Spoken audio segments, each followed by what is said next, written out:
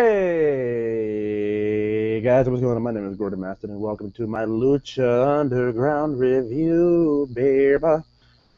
Um, I apologize. It's so bad. Okay. So I'm gonna explain this, and we'll get into the review.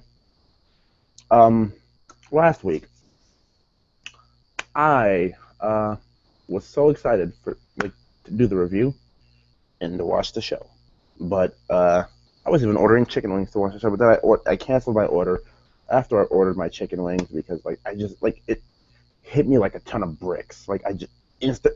Oh, I'm so tired, and I'll set an alarm because it's 7 o'clock now. I'll set an alarm for an hour, and I'll probably be a-okay. And then I'll probably take another nap, wake up in a couple hours, and do the NXT review and everything. Because I hadn't seen NXT yet, and I just because I have the network right over here, and when I'm done with this, NXT is sitting right here. If you can tell, if you can't see it, I'm sorry. I'm doing the best I can, but yeah. As you can see, yeah, we're lazy. I should take this thing and disassemble it down, but yeah. But as you can see, I'm just gonna move that out of sight. Out of sight, out of mind, right? Yeah, you probably still see it. I don't fucking care. Point being, I fucking missed Lucha Underground. I knew if I didn't wake up to the alarm, I probably should have recorded it. I probably should have recorded it on the TV, but I'm like, no, I'll wake up. And then I don't wake up, and then I have to rely on a streaming website that I use that used to be, the way I used to review NXT before I got the network. And I'm not kind of giving out any names to, blow anybody's spot. But, yeah, that didn't work out for me. And since it didn't work out, I couldn't watch Lucha Underground until Saturday. And I kind of made a video later that night saying, you know what, I'll get the review on as soon as possible and everything, whenever I can. And I just thought to myself, okay, Lucha Underground or not, I find it super unprofessional, at least of me, in the way I like to present my videos, to do a review of a show that happened days ago and do it then. Now,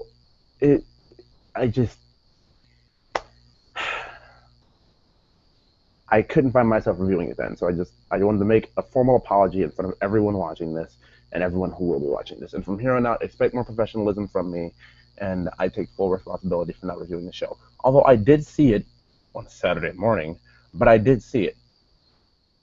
And I guess we're just gonna. I guess basically what I'm saying is I'm sorry. You know what? We're gonna make it forward as I review this episode of Lucha Underground. So, you know what? Let's hit that intro and let's get on into it, baby. If I can find this thing. Okay, there we go.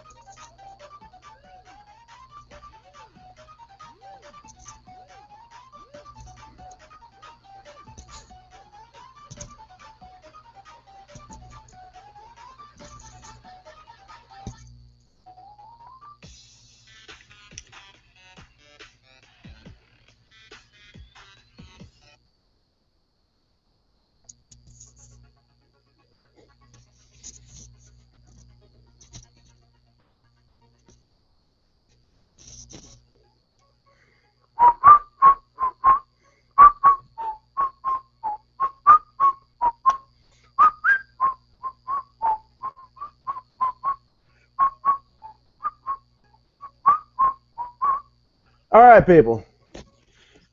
What is up? We're gonna get into this Lucha Underground review. My name is Gordon Matson, and we're gonna start it right off in Katrina's office and just.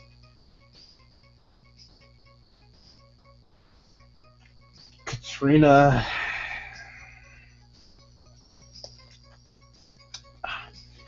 Now, being in Katrina's office, I am immediately just up front to my TV, just, what is going on? She's sitting there playing with a blade as she's talking to Ivelisse, who barges in her office and says they want their trios tag title match tonight. And then Katrina basically says, which we have figured out to this point because Puma has not gotten a rematch, and Puma doesn't talk, so neither will Puma ask for a rematch, so you should have just expected him, if Katrina running the temple, not to get a rematch. And that hasn't happened.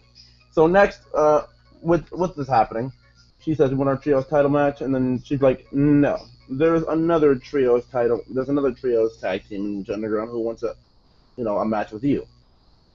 Not a match with you, who wants a chance to prove themselves. So you want a trios title opportunity, you have to prove it. And she says, I think she said I can't quite recall, but I think she says she would have been world champion if the disciples didn't get in the way. Now, with that being said, I mean, you put up a great fight, Evilise. For a second, people could believe maybe she could, maybe, but you still did at the very end of the day. At the very end of the day, lose to Mil Muertes. Muertes. I will never, ever, ever get that pronunciation down. Mil Muertes. Whatever. No, whatever. That's disrespectful to the character. You guys know what I mean. Move on here.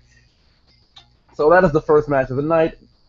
Team Havoc, Ivelisse, Angelico, who just fucking, good god, high-flying god, okay? And Ivelisse, Angelico, and Son of Havoc versus the returning Chavo Guerrero in the crew, Cisco, and, I forget the other dude's name. Oh my god, it's gonna bite me. Cortez Castro, I believe, yes.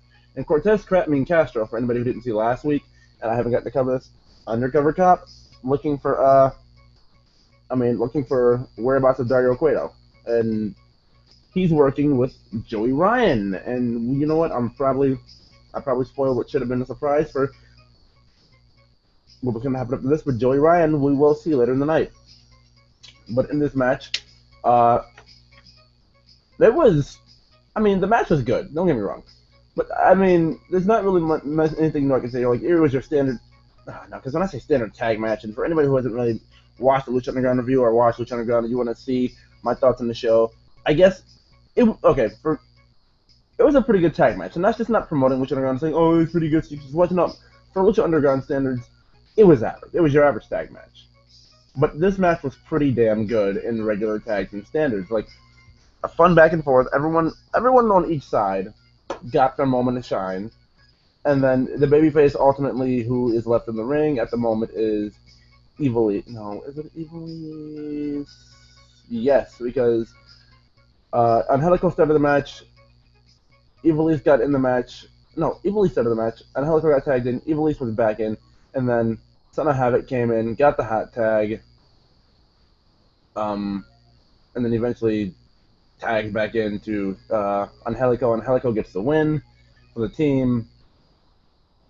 Did Angelico get the win? I believe he did. Angelico got the win, and that was it.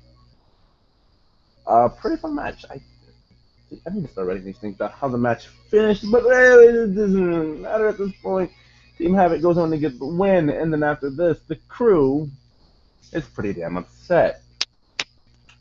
Well, Chavo was upset at the crew, being Cisco and Cortez, and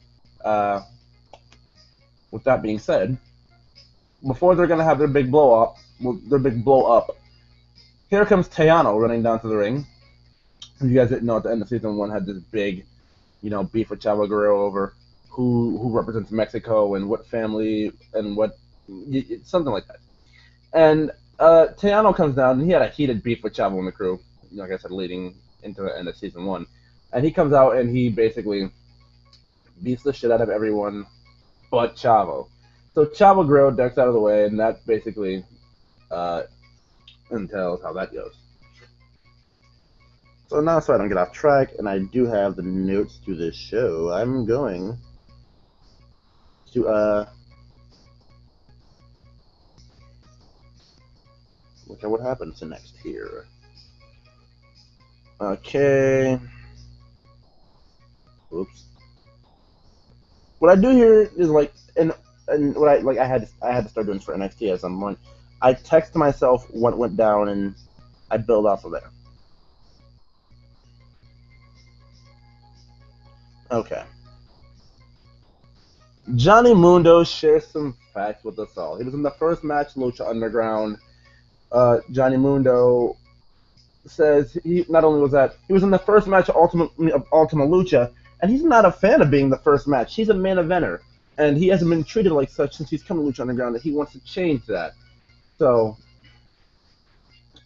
he basically says, like, he basically mocks Cage in this, and then said, like, you know, they showed, he said, like, they showed a little highlight film, like, little highlight of him saying, they basically acknowledged, and they're basically saying and telling us, since, you know, in kayfabe, Johnny Mundo was the last guy to face Alberto El Patron, and El Patron did get beat. We're just gonna forget the part that happened after that with Melina getting spanked. Yeah. Mundo is basically the man who got rid of Patron. And since he's saying that, he's basically saying he hasn't been giving his fair shake here, and you know, things of that nature. But he also does bring up some fairly strong points about how he should be the guy in Lucha Underground. Oh, and we also do get a little video of his workout routine. You know how he says he does like windshield wipers with his leg while hanging on the bar for his parkour style, and he says he does that so he'll keep his abs until at least 45 years old. We had those two video packages from Mundo, and I mean, Johnny Mundo. And for when he was John Morrison, and people said, "Oh, he wasn't that good on the mic in WWE," whether he's getting these things written for him or he's coming up with these things himself, god damn, this man has come a long ways on a microphone. Because you look at him, and you look at, let's say, the Jeff Hardy promo, the promo that he had with Jeff Hardy before his world title match on SmackDown in 2009. Or 2000, I think it was 09 or 08. Either way, this is a totally different fucking man. Like, and working as a heel, it doesn't so much justice, because you got a guy who looks as good as that, and he can rub it in your face, and then also have facts to prove to back it up about why he's so damn good. Yeah, no wonder. And I don't know if I'm thinking he said this or I heard this somewhere else, but he just basically said, this is his world, and you're just living in it. Then he put the fucking awesome glasses on, which I probably should have ordered Wrestle Crate, because if you order the Wrestle Crate that comes out, they even do the shameless plug here, but if you order the Wrestle Crate that comes out, and you have your monthly subscription, you would have gotten Johnny Mundo sunglasses last month. I'm just sitting here like, good, because I've always wanted a pair of those damn sunglasses, or one of the jackets. So yeah.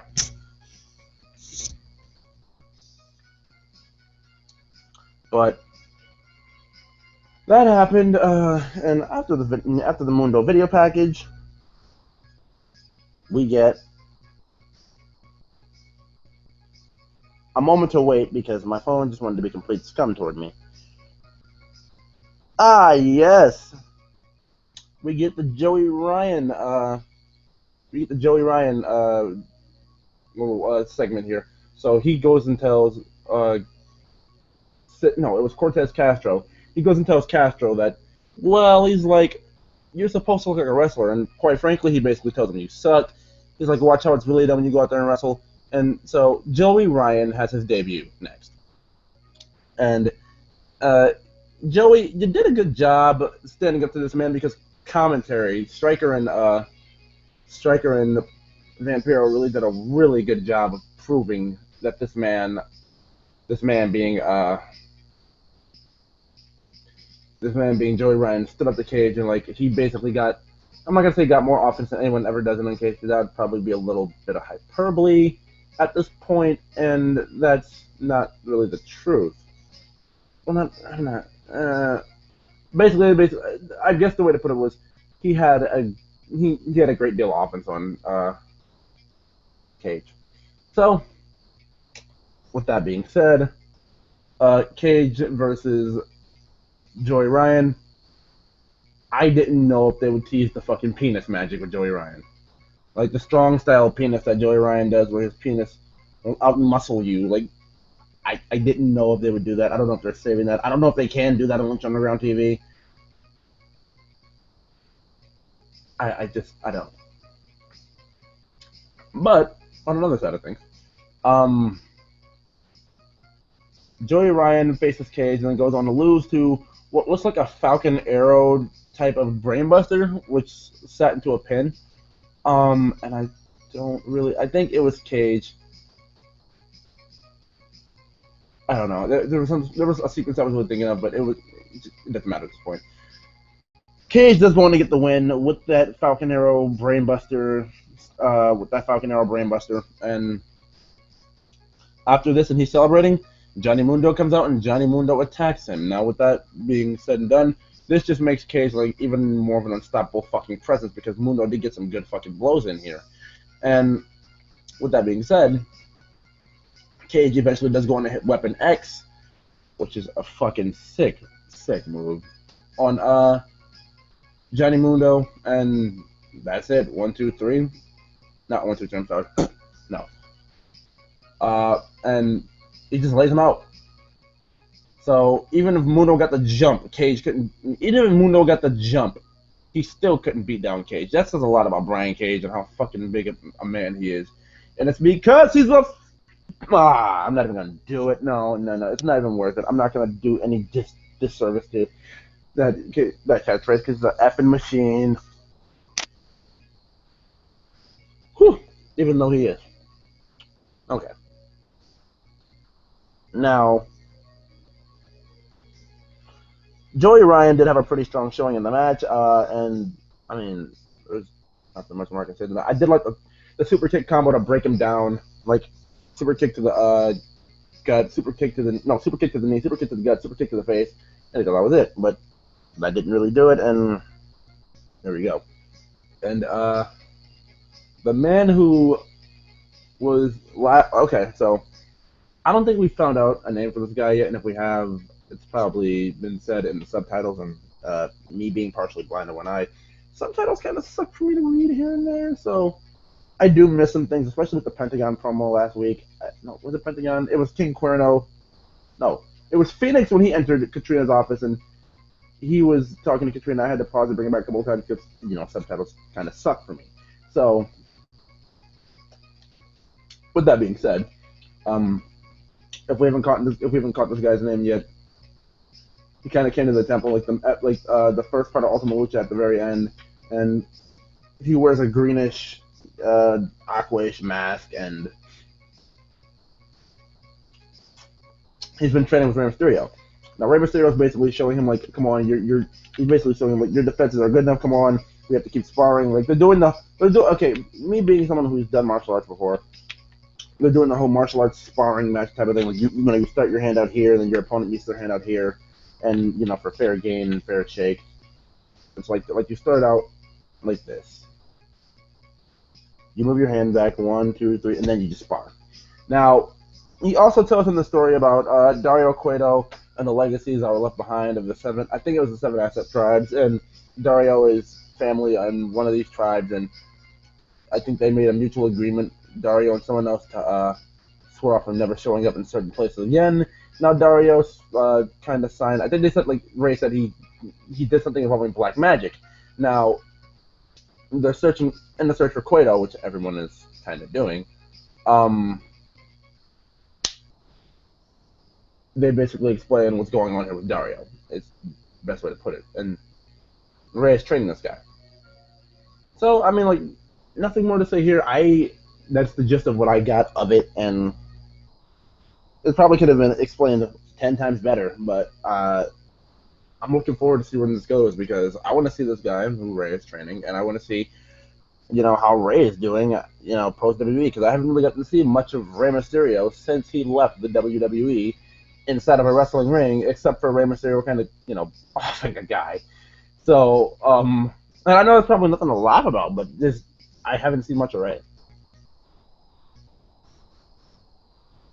Now up next is our main event, Prince Puma versus Pentagon Jr.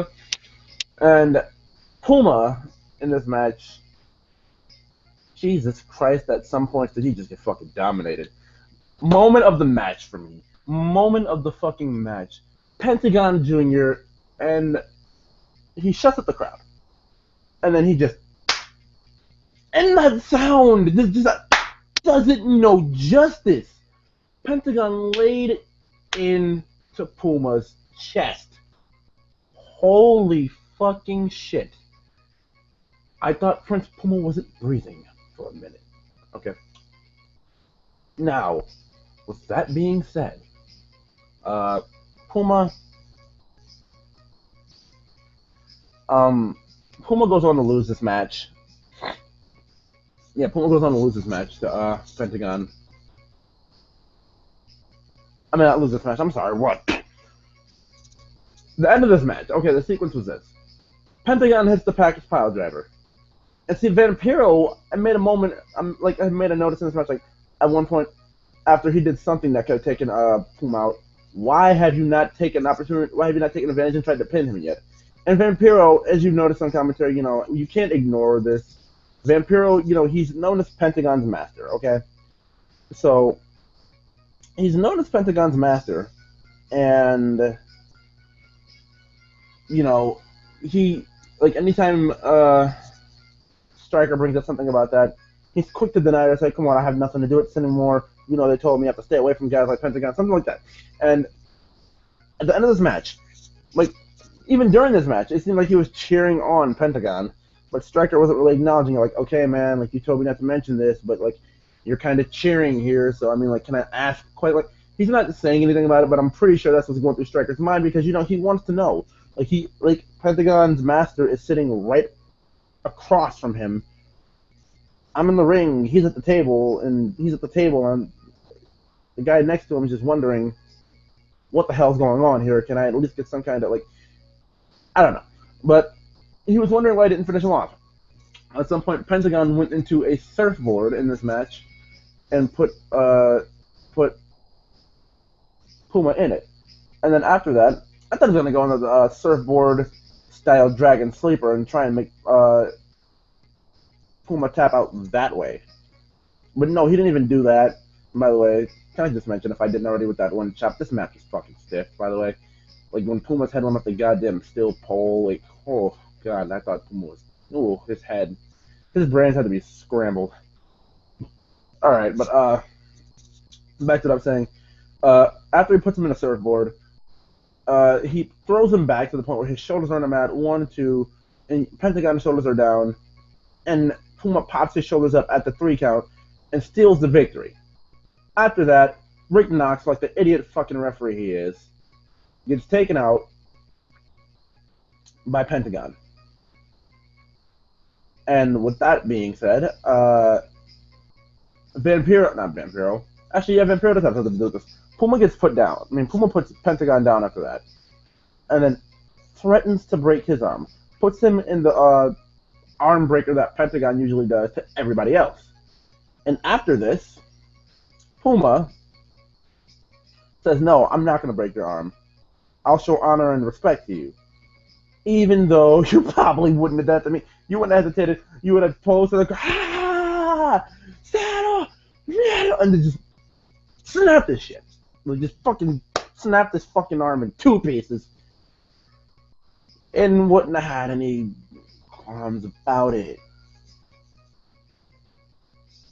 So with that being said, Pentagon Jr. here, after that, was kind of embarrassed, and then we get Marty the Moth. We get the scene of him still torturing Sexy Star. Sexy Star escapes, runs off. And this is at the end of the show, at the very end. She runs off, and she finds, I think it was Big Rick. No, I might be off there. I couldn't really tell. I apologize. But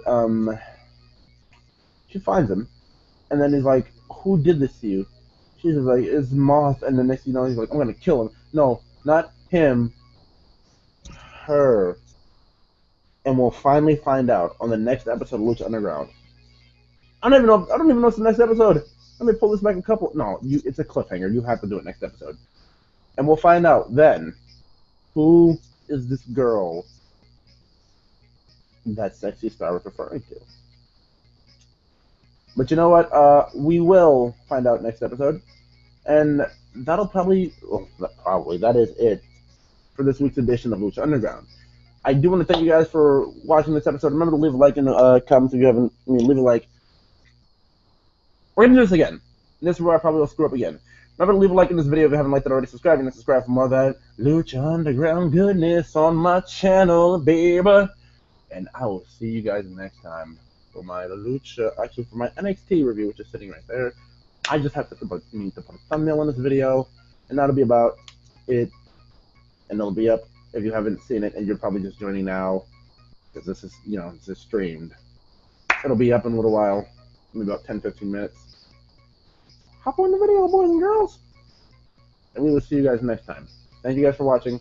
I do appreciate it, and